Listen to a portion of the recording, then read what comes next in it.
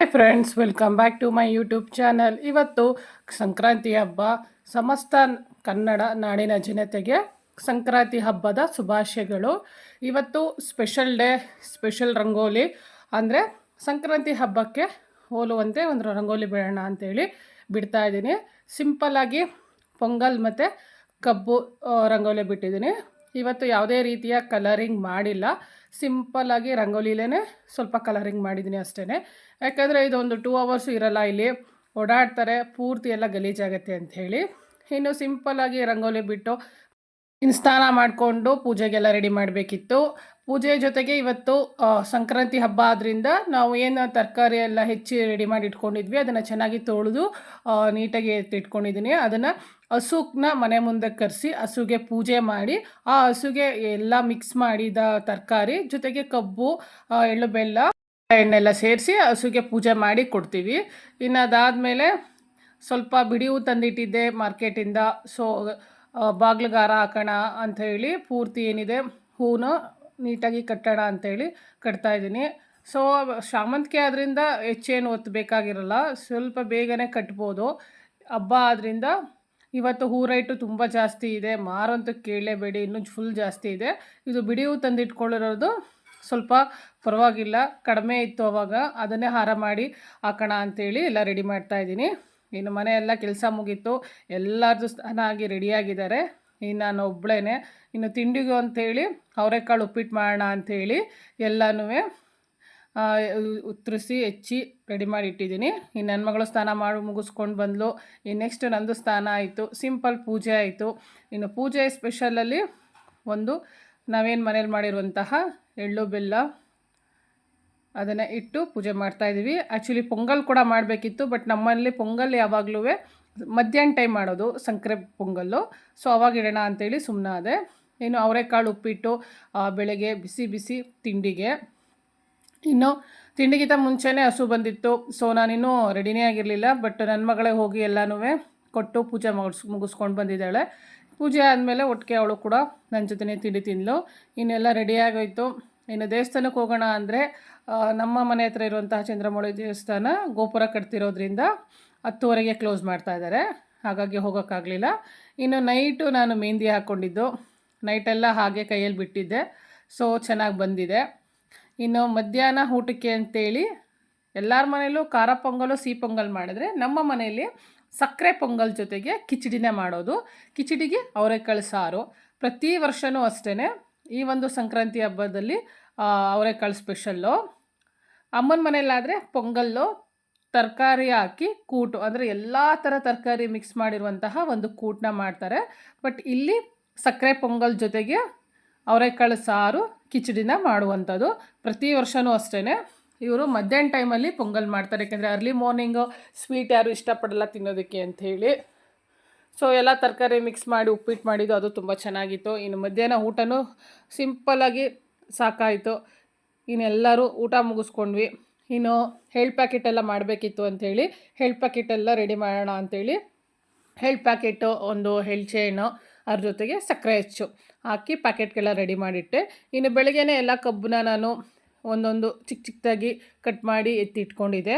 ಇನ್ನು ಬಾಳೆಹಣ್ಣು ಕೂಡ ತುಂಬ ರೈಟಾಗಿತ್ತು, ಬಟ್ ಒಂದು ಫುಲ್ ಚಿಪ್ಪು, ದೊಡ್ಡ ಚಿಪ್ಪಲ್ಲಿ ಒಂದು ಪಚ್ಚಬಾಳೆಹಣ್ಣ ತಂದು ಇಟ್ಟಿದ್ದೆ, ಅದು ಸಾಕಾಗಿತ್ತು. ಇನ್ನು ಅದೆಲ್ಲ ಮುಗಿಸ್ಕೊಂಡು ಭಾರತಿಯವ್ರ ಮನೆಗೆ ಬರೋಣ ಅಂತೇಳಿ ಅಲ್ಲಿ ಒಂದು ರೌಂಡ್ ಬಂದೆ. ಯಾಕಂದರೆ ಇವತ್ತು ನನ್ನ ಮಗಳು ಟ್ಯೂಷನ್ ಇತ್ತು, ಟ್ಯೂಷನಲ್ಲಿ ಎಕ್ಸಾಮ್ ಇತ್ತು, ಹಾಗಾಗಿ ಅವಳನ್ನ ಡ್ರಾಪ್ ಮಾಡಿ ಅಲ್ಲಿಂದ ಬರಬೇಕಾದ್ರೆ ಇದು ಪಡವಾರಹಳ್ಳಿಲಿ ಪ್ರತಿ ವರ್ಷ ಹಸುನ ಕಿಚ್ಚಾಯಿಸ್ತಾರೆ.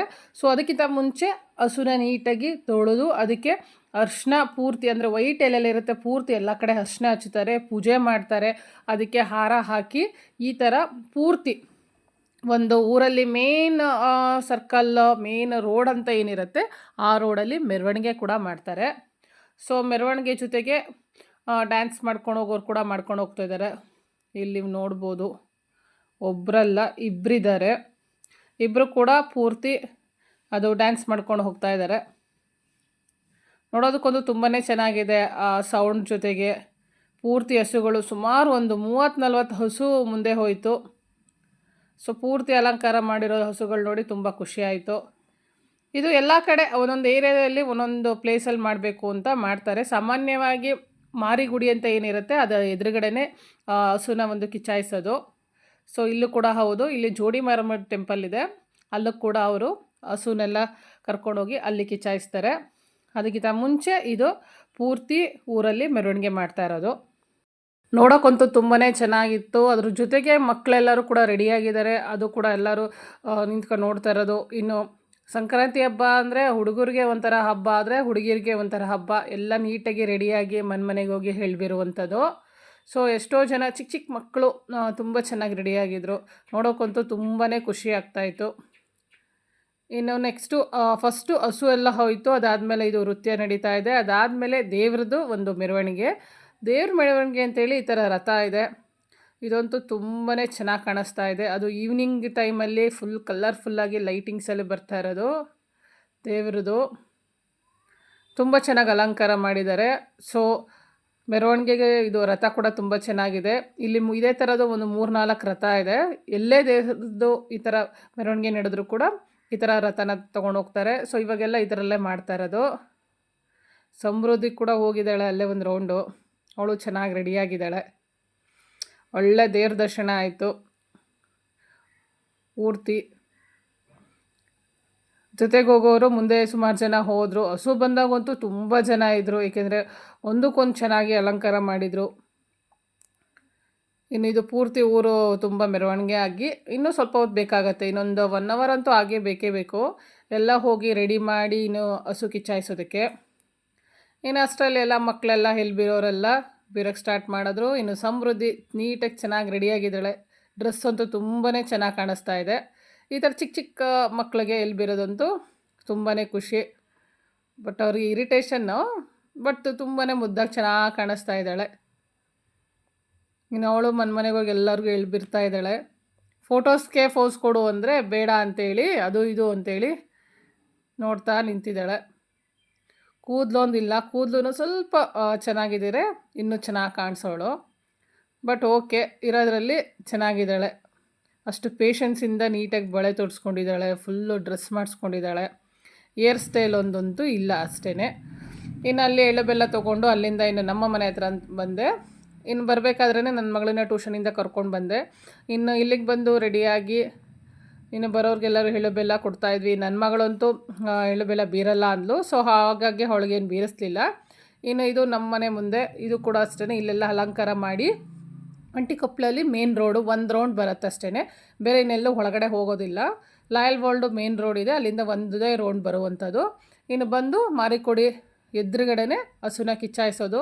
ಇದಂತೂ ನೋಡೋದಕ್ಕಂತೂ ತುಂಬಾ ಖುಷಿಯಾಗುತ್ತೆ. ಮೇನ್ ರೋಡ್ ಇದರಿಂದ ತುಂಬ ಜನ ಬರ್ತಾರೆ, ಜೊತೆಗೆ ಟ್ರಾಫಿಕ್ ಕೂಡ ಫುಲ್ ಇಲ್ಲಿ ಜಾಮ್ ಆಗಿರುತ್ತೆ. ನಾವು ಇಲ್ಲಿ ನೋಡ್ಬೋದು ಎಷ್ಟು ಚೆನ್ನಾಗಿ ಮಾಡಿದ್ದಾರೆ ಅಂತ. ಮಕ್ಕಳನ್ನು ಕೂಡ ದಾಟಿಸ್ತಾ ಇದ್ದಾರೆ, ಚಿಕ್ಕ ಚಿಕ್ಕ ಮಕ್ಕಳನ್ನ. ಸಖತ್ತಾಗಿತ್ತು. ಈ ಸಲ ಅಂತೂ ಸಂಕ್ರಾಂತಿ ಹಬ್ಬ ಸಿಂಪಲ್ಲಾಗಿ ತುಂಬಾ ಚೆನ್ನಾಗಾಯಿತು.